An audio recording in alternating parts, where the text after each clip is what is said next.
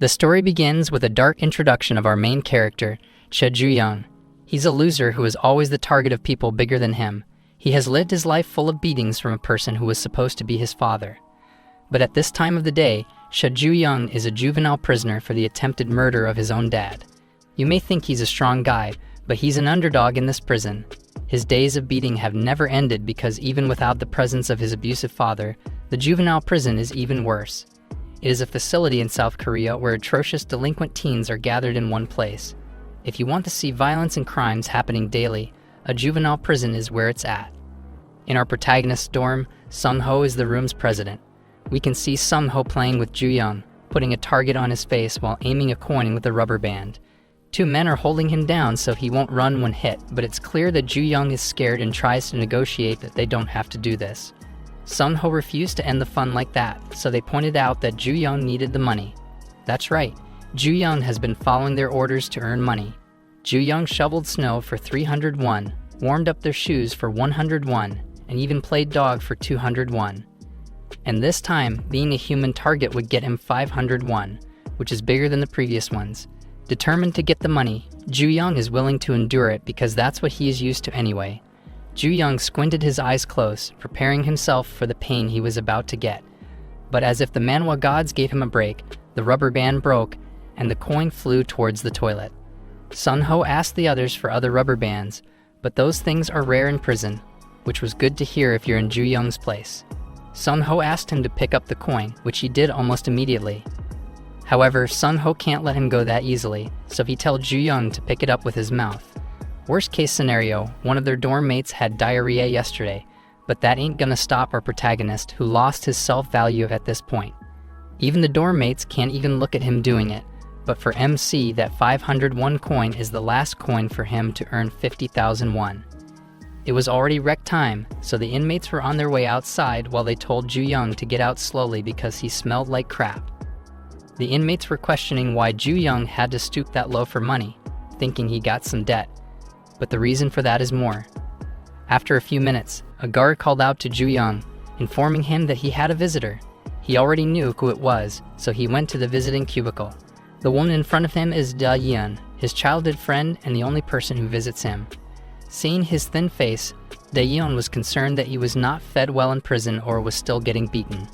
Juyoung denied that assumption and said it isn't like that, but Dae-yeon already knows. She reminded him to make a scary impression so nobody would mess with him. Juyoung didn't listen to her sermon and asked why she was visiting him so often. But Dae-yeon angrily said that she was not some beggar for him to give him a jar full of coins. She told him that she doesn't accept suspicious cash, but she knew well that it was because of the promise they made to each other.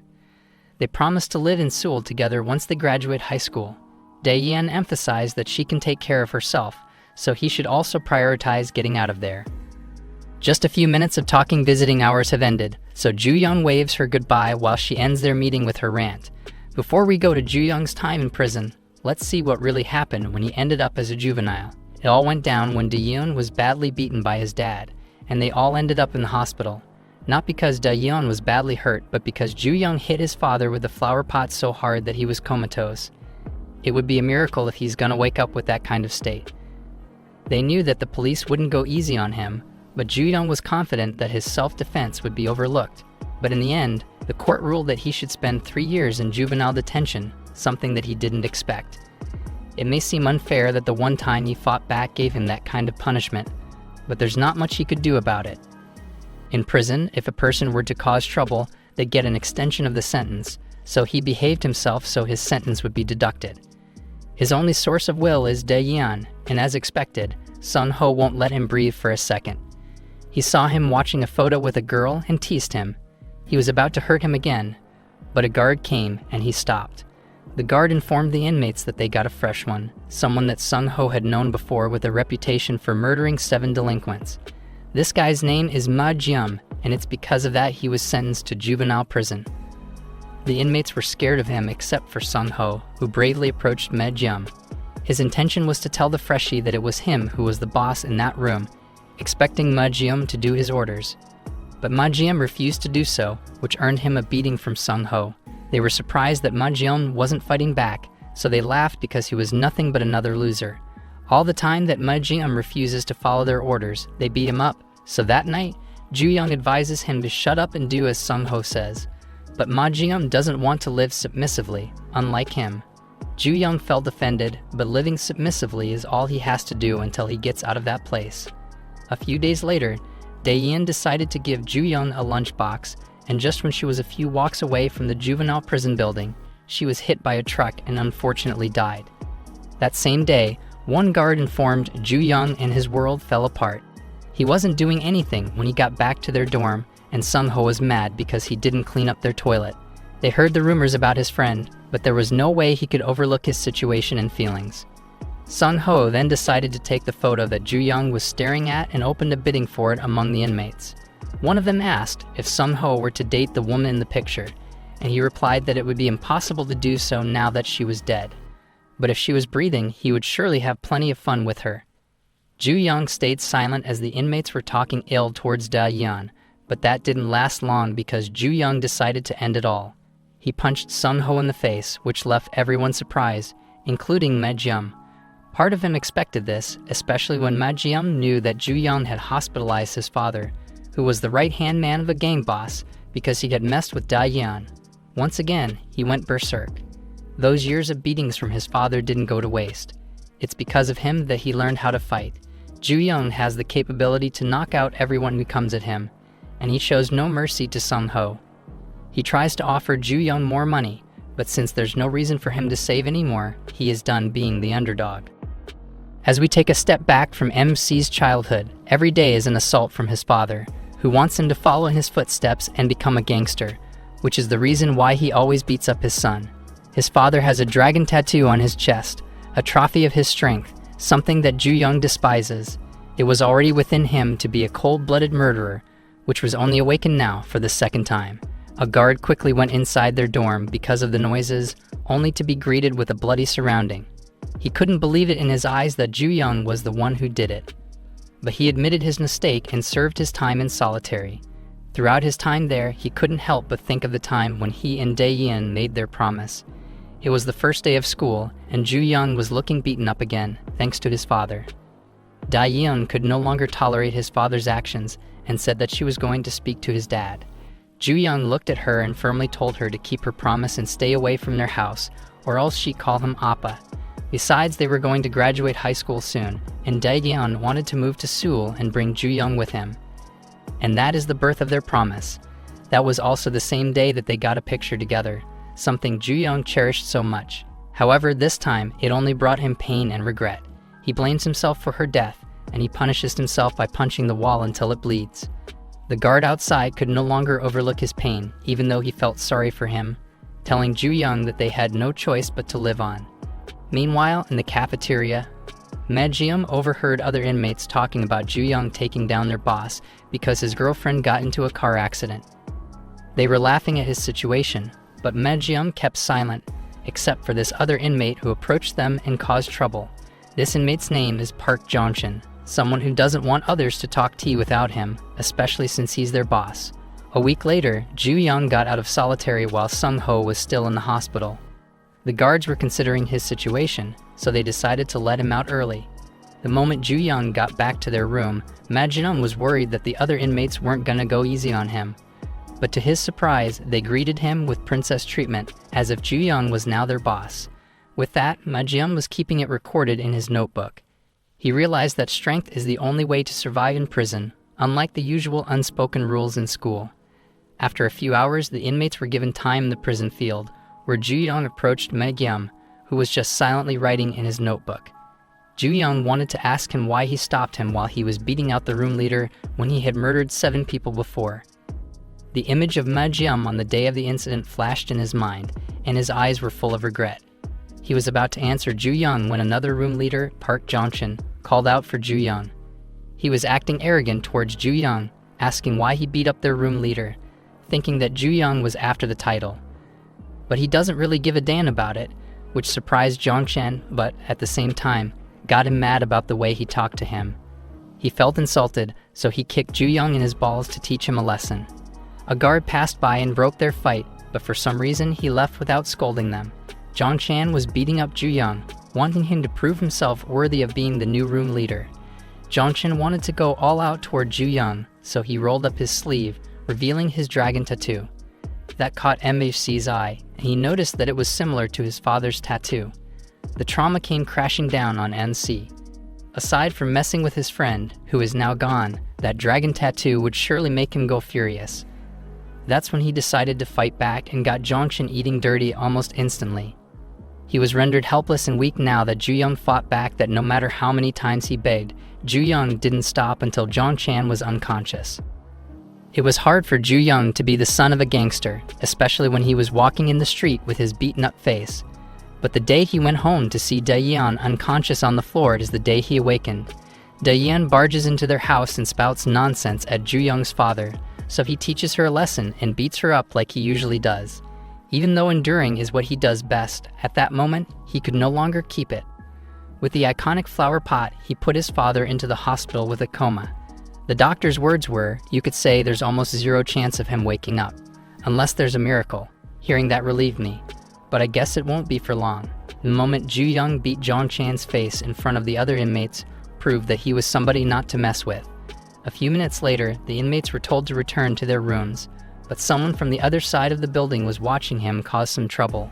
The Juvenile Detention Center got a special guest that same day, and the warden, Kwon Chan-seok, especially welcomed him after their guest was recently discharged from the hospital.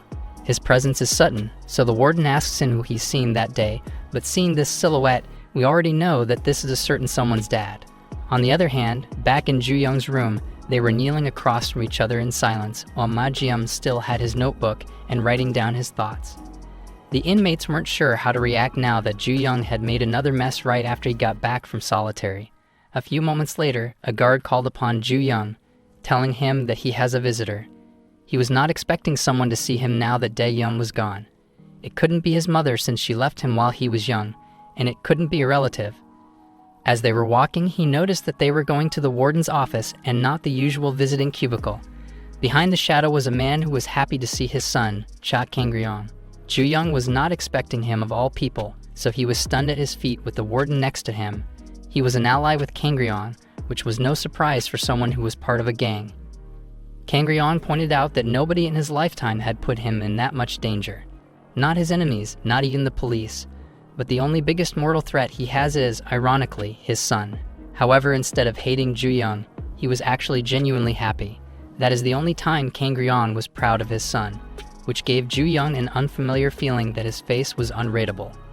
After that heartwarming speech, Kangryong decided to drop the bomb and confess that he was the one who murdered Daeyeon. As we get closer to what happened that day, Daeyeon sees Kangryong in the distance while she asks for help, but seeing that it is him, fear covers her eyes.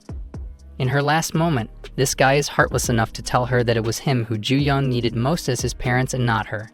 Something she can't relate to because she doesn't have any. All this time, Kangryong thought that Juyoung was nothing but an idiot who did nothing but endure the pain. But on that fine day, he was proven wrong, and that's when he also realized that in order for Juyoung to awaken, it would be because of her. In the blink of an eye, Juyoung rushed to attack Kangryong, and the police could barely react. However, they got their weapons, and he was quickly brought down with their electroshock gun. The warden panicked for a second there, but seeing him on the ground relieved him. Kangryong looked down on him and told him that if he wanted revenge and murder him, he must pave his way in doing so. Members of the organization are present at the Juvenile Detention Center. Most of them are rookies who recently just got their tattoos, and one of them is the one Juyoung beat up earlier, Juyoung. Those rookies will soon become the pillars of their organization, and if Juyoung can prove that he is the best among all of them, then he must take control of that juvenile prison.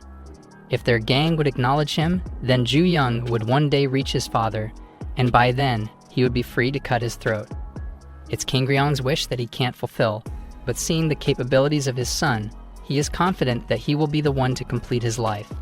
After that speech, Kangryong was about to leave when the police who held down Juyoung noticed him fighting back, and just before they could react, Juyoung ran towards Kangryong, ready to finish him once and for all. Juyoung couldn't stand his father roaming around freely while he suffered, so he wanted to end him without doing any of those steps.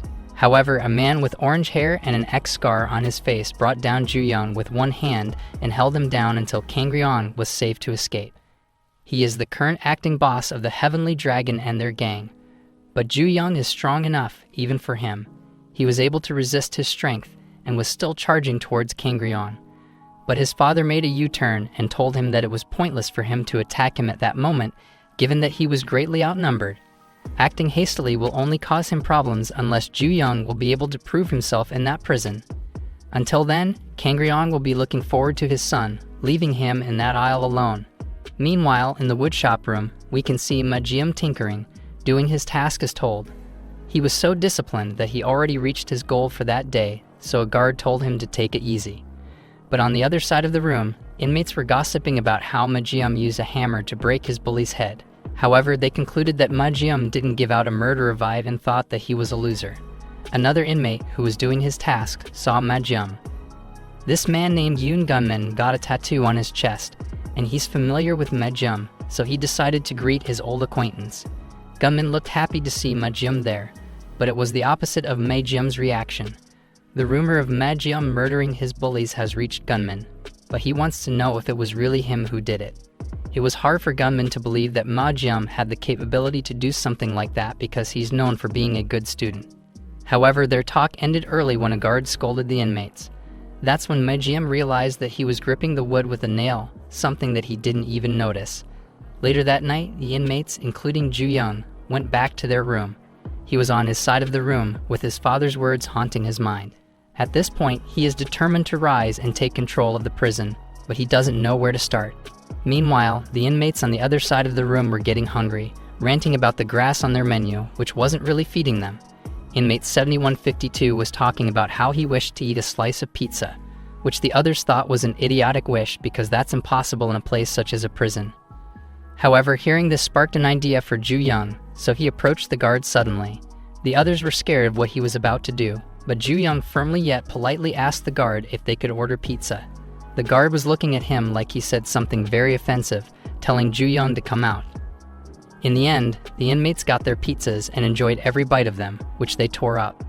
They all thanked Juyoung for that dinner, which he didn't mind because he was just testing out the water.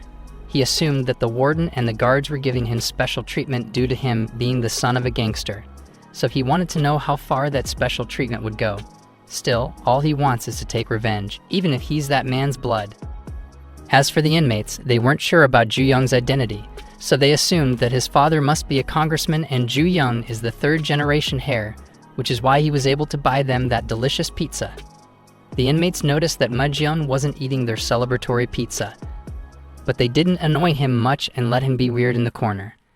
Most especially, Majium was looking dark that night, so they gave him a little space because something might have happened.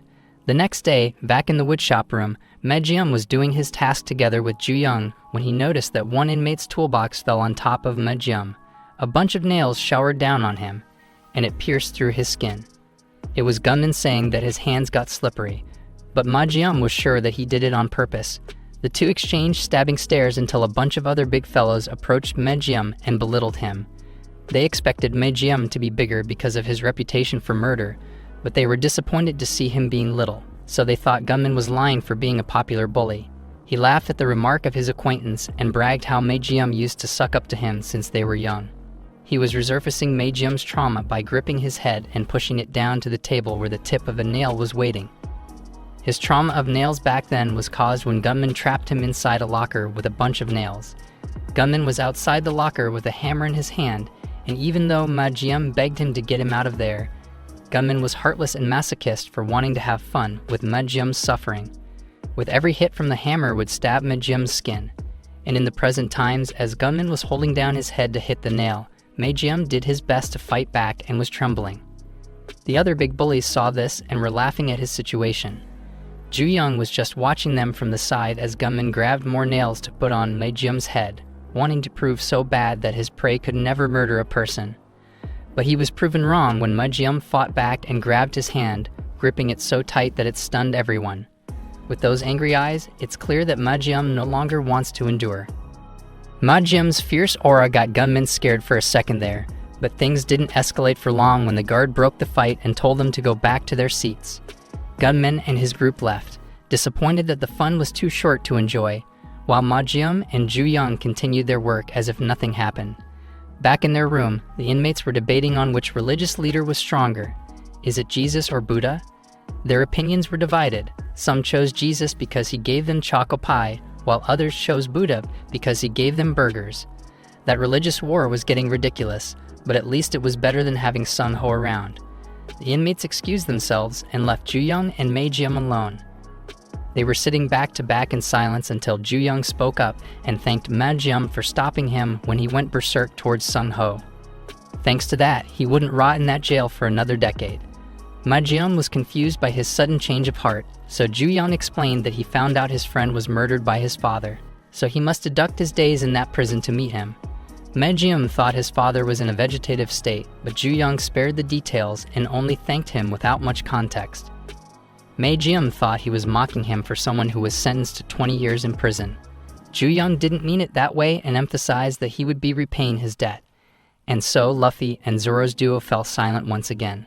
Later that night, Maejyeom was called by the guard in the woodshop room, who gave him the key and entrusted him with locking up the room once he was done cleaning since he had urgent things to do at home. Maejyeom understood the assignment, and that's when he noticed a moth on the table. That brought back memories of his former friend, Gunman. Back when they were 11 years old, Gunman used to collect bugs and insects to display them. Maejyeom and Gunman were childhood friends who were opposite. Gunman, who collects bugs, and Maejyeom, who hates bugs that he can't stand being near them. Still, they used to hang out a lot. When they go to middle school, Gunman is belittled and seen as a creep who collects bugs, thinking that he eats them. However, in those days, Maejyeom was the class president and defended Gunman from others who were about to mess him around. Gunman always looks forward to hanging out with Maejyeom at his house, but one time, those bullies invited Maejyeom to play soccer. Maejyeom refused to play since he had plans with Gunman, but gave in eventually. And that was the start of Gunman's villain origin. They grew apart, and Maejyeom didn't realize it. The next year of school, the two were assigned to separate classes. Maejyeom was about to visit him when he overheard Gunman's classmates say how the loser Gunman had been targeted by the bullies lately. Worst of all, Gunman was dragged by them to the warehouse. Maejyeom immediately sprinted towards the warehouse, worried that something might have happened to his friend. When he got there, the bullies greeted him with Gunman nowhere in sight. That's when he sensed a menacing aura behind him. And it was the now changed Gunman. He pushed Maejyeom inside a locker and locked him up, which confuses Maejyeom as to why he was doing it so suddenly. Apparently, the bullies tasked him to capture his precious insects successfully so Gunman could join their family. The bullies laughed at how out of his mind Gunman was that despite the pleas from his friend, he didn't show mercy. He isn't done though, because according to Gunman, once he captured his insects, he taxidermized them alive. Their friendship is like moths and butterflies. One is hated while the other is loved. The moth was Gunman, and the butterfly was Maejyeom. He blames everything on Maejyeom, including his turning into a monster. This is all because Gunman thinks that Maejyeom is acting like a saint who cares about his friend. But secretly, he is planning on distancing himself from him. It's true that Maejyeom was glorified by others and earned respect as a class president, unlike Gunman, who was still seen as a loser who collects bugs. When Gunman heard the news that Maejyeom became a murderer, he felt really happy because it felt like a poetic justice that isn't the only man with bad intentions. But Maejyeom told him that he was just being delusional. However, that doesn't really matter for Gunman because he's there to end him once again. The other inmates appeared and strained Maejyeom, who was having fun with Gunman's plan. Maejyeom was once again put in the locker, helpless, which was nostalgic and traumatic for him. However, this time, there is a twist. Not only was Maejyeom about to suffer from the nails, but the locker was also filled with bugs and insects, something Gunman knows that Maejyeom hates. He was listening intently from the outside, mocking if Maejyeom liked his time inside the locker, but to his dismay, there was no response. It surprised Gunman that Maejyeom was really holding it all in, and the other guys were laughing at how their prey was holding back out of spite. Moreover, one of the inmates asked Gunman if he would be okay since their chosen target for their play was a murderer. Gunman didn't listen and didn't really care what Maejyeom had done. Things were just starting for Gunman, so he was preparing to hear Maejyeom scream until his vocal cords would rip open. However, an unfamiliar voice spoke up, and it was Juyoung, appearing out of nowhere. He asked Gunman how they were going to make Maejyeom scream, so he attacked their ally to demonstrate it for him. The inmates didn't react that much and charged an attack towards Juyoung immediately, but he easily took them all down like he was fighting with kids. Juyoung told Ma-jeom that he was doing it as a form of payback, and now that he has taken them down, they're even now. Earlier that night, the inmates from the room noticed that Ma-jeom wasn't present, and one of them said that the supervisor called him to the woodshop room since he needed help with the cleanup late at night. Juyoung was silently listening to them when he suddenly stood up and approached the guard again. The inmates thought that Juyoung would ask for more real food, but they were surprised and disappointed when he ordered the guard to open the door. That's when he caught up with Gunman in his action and stopped him to save his roommate to repay his debt. One of Gunman's acquaintances, the biggest of them all, was familiar with Juyoung. He was now known as someone who was stirring up trouble lately, and since he had seen him with Ma-jeom a few days before, he concluded that they must be close. Gunman envies Ma-jeom to have someone he can rely on, like Juyoung, and seeing how he was pretty loyal to Ma-jeom, big inmate 6127 also wants to be friends with him. Of course, while also aiming his fist at his face. However, Juyoung isn't someone who can easily be taken down, so before the big inmate could react, Juyoung pushed him to the ground. Juyoung emphasized that he would rather die than be friends with someone like him. Now that the big guy was taken care of, he then proceeded to little blondie Gunman. He asked why he was doing it to Ma-jeom, pointing out that he had gone too far in torturing him. Gunman disagrees and calls Ma-jeom a traitor, blaming him for making his life miserable by pretending to be a good, affectionate childhood friend, but stabs him in the back, dragging him down like a snake. He uses his experience as a warning to Juyoung that when he's with him, he should always watch his back. And there it is, the big inmate was back on his feet and attacked Juyoung from behind, strangling his neck with his impressive grip. Big inmate 6127 was still convincing Juyoung to be his friend while Juyoung was struggling to breathe. His only way to get out of that grip was to break his finger, but before he could do so, Gunman interrupted and stabbed Juyoung with an object. Torturing a person is considered a fun game for big inmate 6127, and he complimented Gunman for being a fun friend. While they were enjoying that moment, they didn't notice that Ma-jeom was out of the locker and strangled big inmate 6127 with the chain used to lock him up. Gunman didn't notice that Ma-jeom had escaped from the locker, but it was thanks to Juyoung for kicking someone towards the locker, who broke the lock. With teamwork, Juyoung was able to get loose from the big inmate's grip and kicked Gunman to the ground. Meanwhile, Ma-jeom wasn't done with the big inmate, who was clearly struggling yet chose to fight back. They thought they gained the upper hand, but the more big inmate 6127 moved and tensed up his neck, the more he's gonna strain the chain and snap his neck. The big inmate refused to give up, but with Ma-jeom's technique, he was already done for. All there was left was Gunman, so with a piercing stare, he approached Gunman while he pleaded for his life that he was just a victim.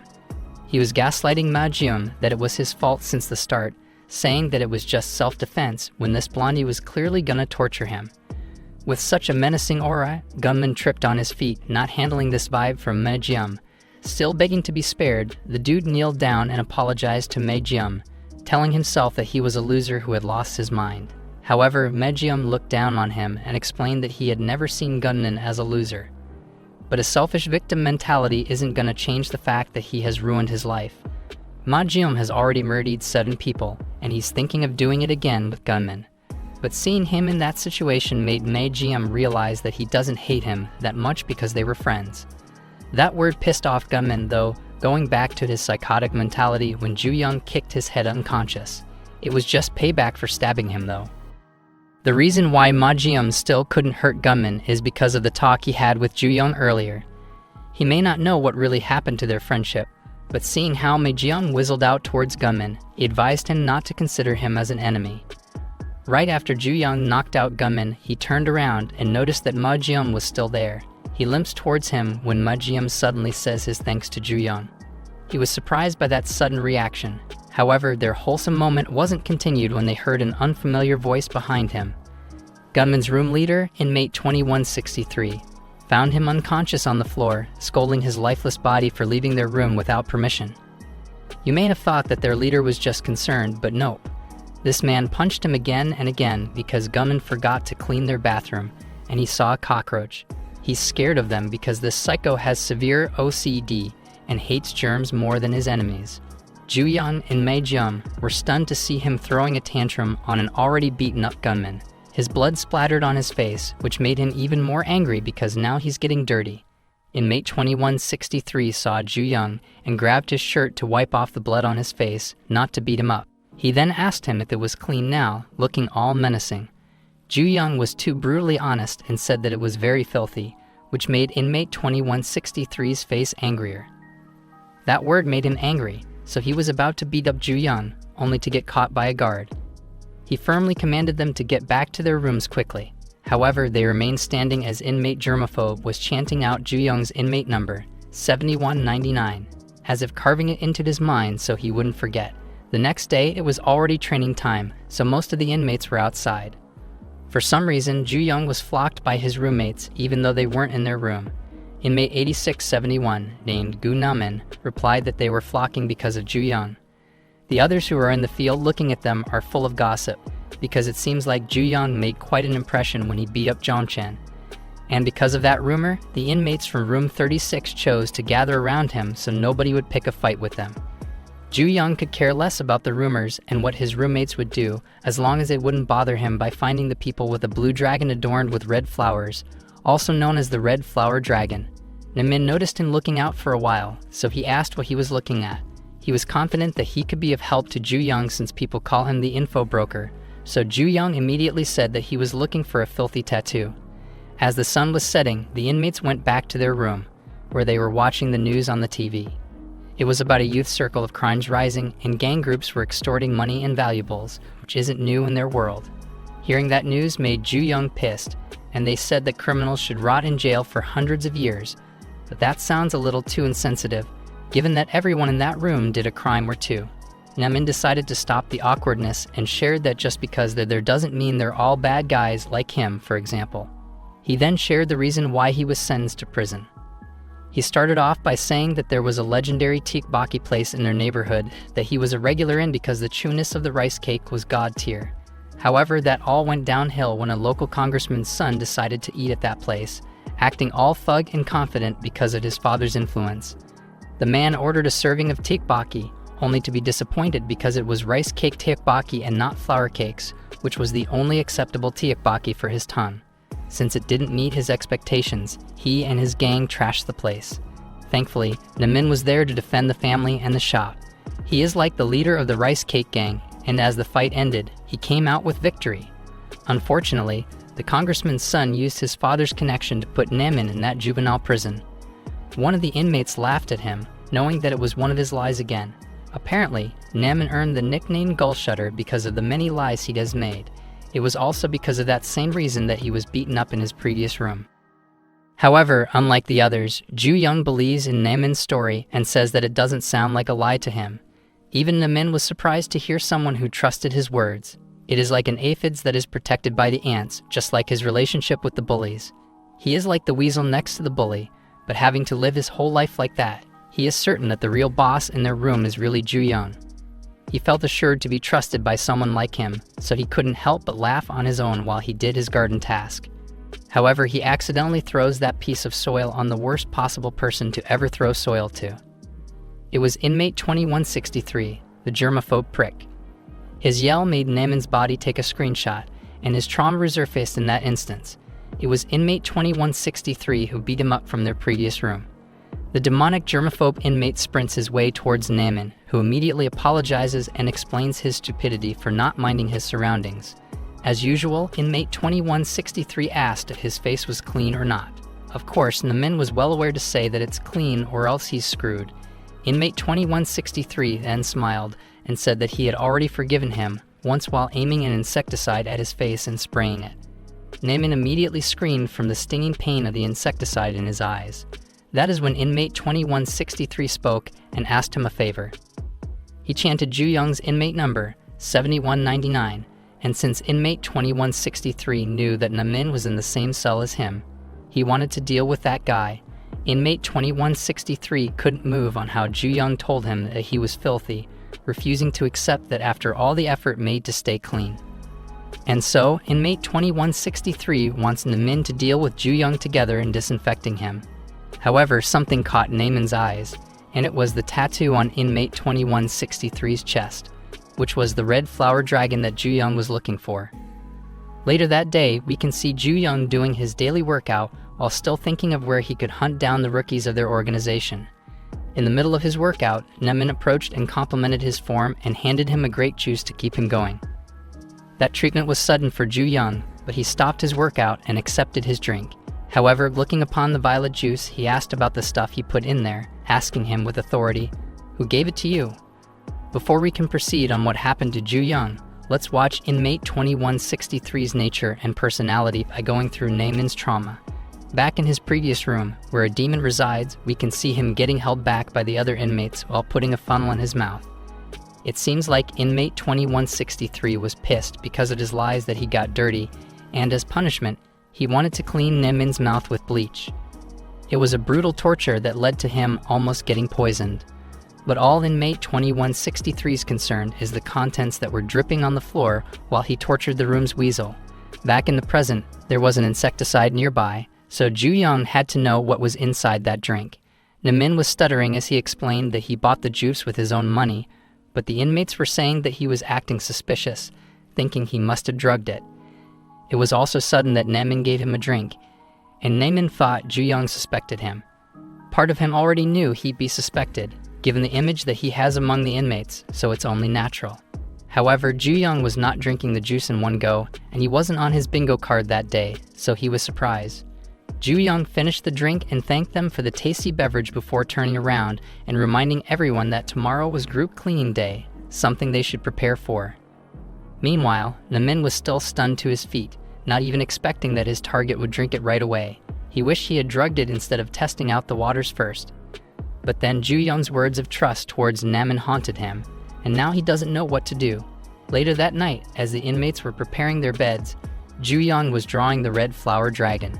Namin then took the opportunity to his advantage and approached Juyoung, asking about what he was drawing.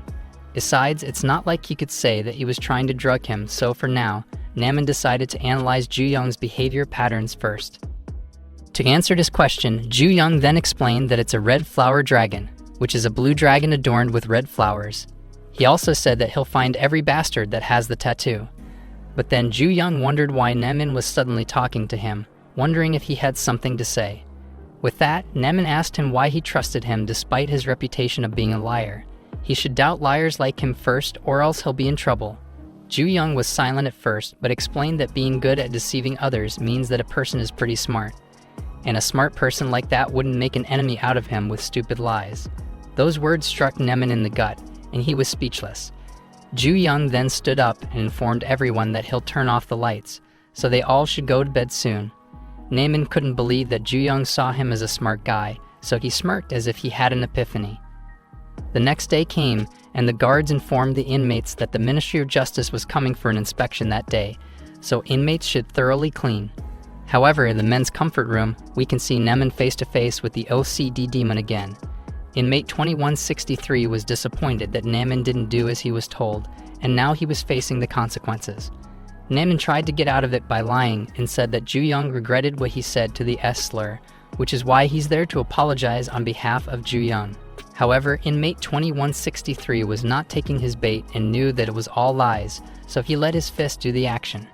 Inmate 2163 can't forgive what Juyoung said to him, and most especially, he can't forgive Namin and lash out his anger towards him.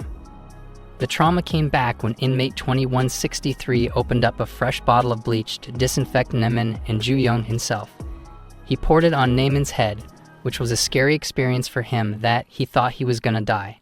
That's when the voice of a hero echoed in the bathroom, asking the inmates what they were doing in the bathroom when it was so damn dirty. It was Juyoung who didn't fail to tell inmate 2163 that he was filthy. Namin was thankful that he came, even though he was a little bit late that he got beaten up for it. The night prior that day, as Juyoung was cleaning the hallway, Namin approached him with an insecticide. He confessed to Juyoung that someone threatened him to feed Juyoung with the pesticide. Juyoung was confused by this sudden confession, so Namin further explained that since he was born as a man in this world, he couldn't betray a close friend while pouring the bottle of pesticide on the floor that Juyoung was cleaning. At this point, Namin cares less about the consequences he's gonna receive by backing out of the favor from inmate 2163. But the most important detail was that the person who threatened him had a tattoo of the red flower dragon. With that, Juyoung's senses heightened, which was enough to help Namin out of such dire situations. Here they are, facing the OCD demon with the red flower dragon. To start off, Juyoung provoked inmate 2163 by wiping his hands on his uniform. That was effective and got him really furious for being filthy, but he was all talk, and he didn't notice Juyoung grabbing his neck and tackling him down on the ground. Juyoung could care less if inmate 2163 were threatening to murder him, but the fact that he got a red dragon tattoo, Juyoung could freely beat him up without feeling guilty. Namin was thankful that he was saved, so it was like hitting two birds with one stone. Before we could proceed with the most awaited fight, let's see inmate 2163's origin. He was once a promising rising star in martial arts with a signature move of grappling his opponent by the abdomen and squeezing as if it was about to burst. But in reality, it was a dirty play that blocked the opponent's hands so they couldn't tap out. He was that menacing and merciless. However, it was because of that particular fight that his opponent threw up in front of him. That was the last fight that people saw him doing his signature because, ironically, the rising star developed a critical weakness for a grappler, which is germophobia. Inmate 2163's opponent, who threw up, sought revenge. However, that same germaphobe guy was knocked out on the ground by Juyoung, who was interrogating him to tell him about the heavenly dragon. But inmate 2163 was a little too occupied with how the bathroom floor was covered by the thing he hates most, germs. So he threw a punch at Juyoung, but our protagonist was strong enough to counter it like it was nothing. Namin, who was watching the fight take place while hiding, was impressed at how Juyoung was swatting inmate 2163's punches like flies. Inmate 2163 keeps on saying how he'll murder Juyoung, not giving Juyoung proper responses, so he decides to use shock therapy by grabbing a handful of the urinal's water and putting it in front of inmate 2163's mouth. As the scene shifts again to inmate 2163's flashback, we can see him getting disgusted by his own sweat, so he immediately goes to his locker. However, the moment he opened it, piles of trash fell, making him scream like a little girl getting jump scared by a cockroach. Before he could do anything, his former opponent tackled him down from behind, a surprise attack. He knew that inmate 2163 had developed a severe germophobia that he could no longer grapple with. Seeing that inmate 2163 wasn't fighting him back, confirmed that the rumor was true, so he took this to his advantage. He hated inmate 2163 for humiliating him after throwing up in that arena, and since this guy is known for playing dirty, he gave him a bunch of trash. He shoved a bunch of trash down inmate 2163's mouth, to which he did his best to keep it close to the point that his teeth were bleeding. All that is clouding his brain is the dirtiness that his opponent gave him. He also went into anger mode, and he somehow made his dirty signature move again. That's what happened to our protagonist, who fell into the same fate as his former opponent. Now the tables have turned. Inmate 2163's grip was also a no-joke, especially since he's a former martial artist. Juyoung was clearly struggling, and Namin could obviously see it. But since he's nothing but a weasel, he was hesitating whether to help him or not. However, he notices a change in the atmosphere when Juyoung's struggle turns into a reminiscence about his childhood days. Back when his dad used to choke him out of fun to teach him how to fight. A hug that is tight enough to break his bones. It's nothing that he's used to, so Juyoung knows how to get out of his signature, something that inmate 2163's opponents couldn't do. Inmate 2163 didn't expect him to turn the table so quickly to his advantage. Juyoung gave thanks to his father for the talent he gave to him in fighting bear on the ground while he was peeing. Inmate 2163's spine deals most of the damage with that, while Juyoung smiles at the look of his pained face. It was thrilling to see who would burst first, his spine, his arms, or his mentality. Inmate 2163 was screaming in pain that it was a surprise that no guard noticed it. He tapped out on Juyoung's shoulder as a way to say that he had already given up, but Juyoung was so heartless in the eyes of the dragon that he said he had not been taught about that. That's when hope completely disappeared from inmate 2163's face, so he did nothing but scream for his life.